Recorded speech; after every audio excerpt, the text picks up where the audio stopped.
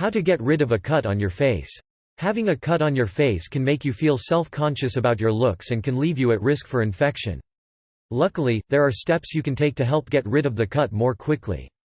Caring for the wound immediately. Stop any bleeding. If the cut is actively bleeding, the first step is to stop that bleeding. Do this by applying pressure to the area, using a clean cloth or medical gauze. Do not remove the cloth until the bleeding has stopped completely. Facial injuries often bleed worse than other parts of the body, so the injury may look worse than it is. 2. Crying makes bleeding worse, so try to remain calm and stop crying. 3. Assess the injury. If the cut is very deep, particularly if it is a puncture wound, you may need to go to the hospital immediately. Large gaping wounds or deep wounds will likely need stitches and professional cleaning. More superficial wounds can be cared for at home.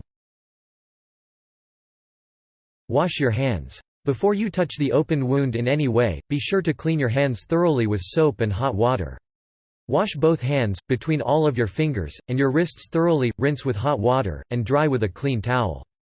Hand washing is a very important method of avoiding the chance of any infection in the wound. Wash out the cut completely. Clean the wound very gently with water and soap. Be sure to rinse the soap out of the wound completely with water. Be sure to remove any visible debris or dirt from the wounded area. Use cool or slightly warm water. Water that is too hot may cause the wound to start bleeding again. 5. Be patient and slow with this step. If there is debris in the wound, try using a soft cloth to aid in removing it. If necessary, sterilize tweezers with rubbing alcohol and use them to aid in removing pieces of debris from the wound. 6. Avoid using hydrogen peroxide or iodine, which can irritate or damage tissue. 7. Apply treatment to the wound. An antibiotic ointment such as Neosporin or Polysporin is the best option, but if none is available, simple petroleum jelly such as Vaseline can help. Expensive creams or treatments that claim to reduce scarring are generally not as helpful as they claim to be. Bandage the wound. Place a sterile bandage over the wounded area. This may be a bit cumbersome on your face, but it is important to keep the area free from potential infections. Place a bandage over the cut and use medical tape above and below the bandage to keep it in place.